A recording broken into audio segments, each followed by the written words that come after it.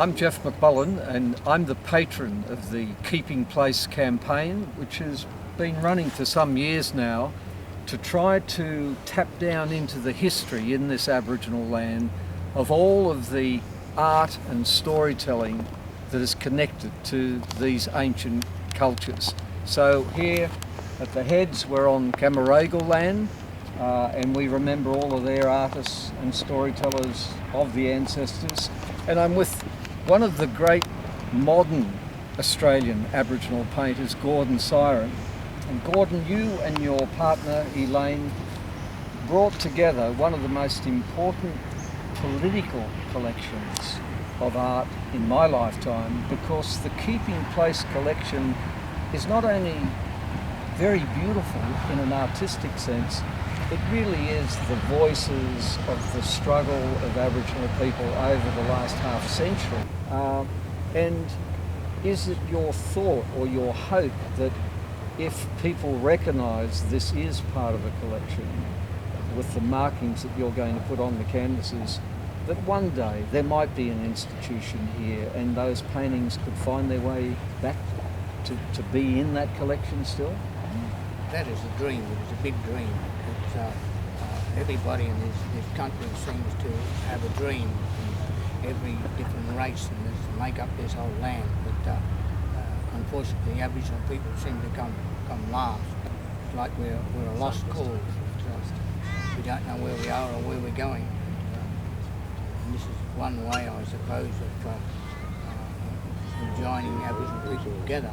Elaine, can we ask you to come and join us?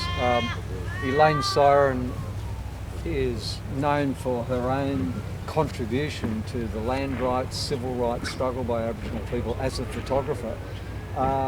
As Gordon's partner, where the two of you have nurtured this very important collection, why have you decided at this point now that some of this has to be sold, and yet you still have that hope, that yearning that Gordon's describing to keep it together if possible?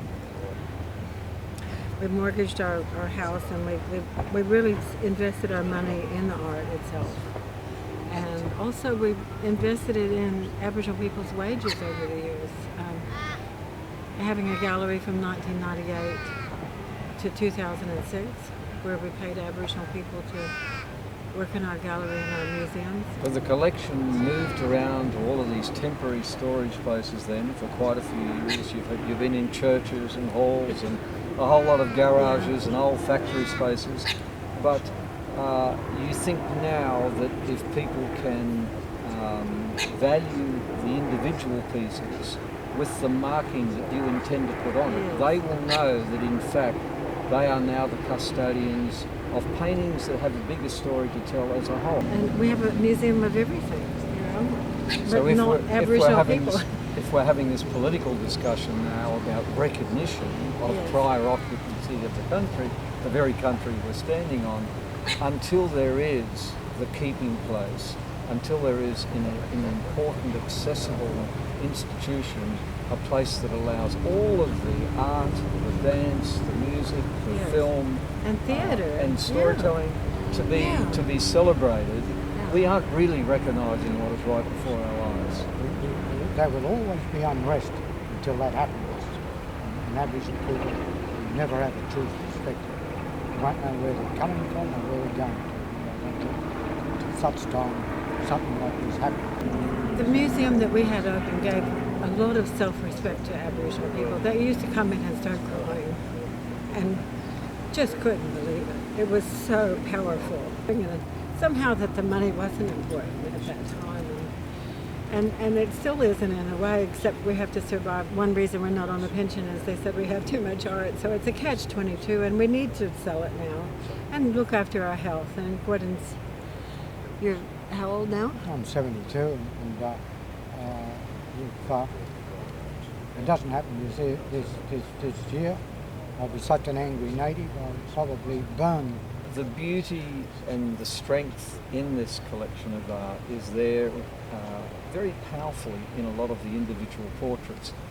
You knew and you worked alongside great people like Mum Cheryl.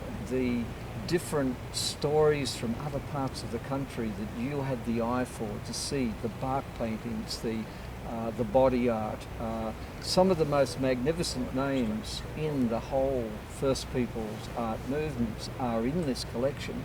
So it's a chance really for anyone that has the opportunity to have a look at this will see individually these artists are very important, and some of their subjects are quite unique, that you won't see these portraits who are among the great figures of the Aboriginal struggle that are there being celebrated. I think that's why Aboriginal people who see this collection are very lifted by it, and it is a very spiritual collection. It is about the connections to the land, to country, and the reverence for culture. So there's so much mutual respect among this group of artists, which I know has been the driving force for you too. It's not only your own photographs or paintings, but you've always honoured all of these other different people.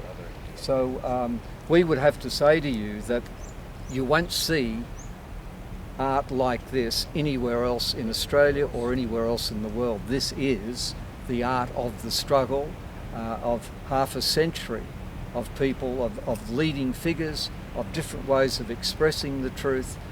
It is both political, but it is also, in the case of Gordon's own paintings, I've got to say, my brother, you paint with the beauty of a Monet, but you have something extra to say in your messaging about what happened after those tall ships sailed through the heads.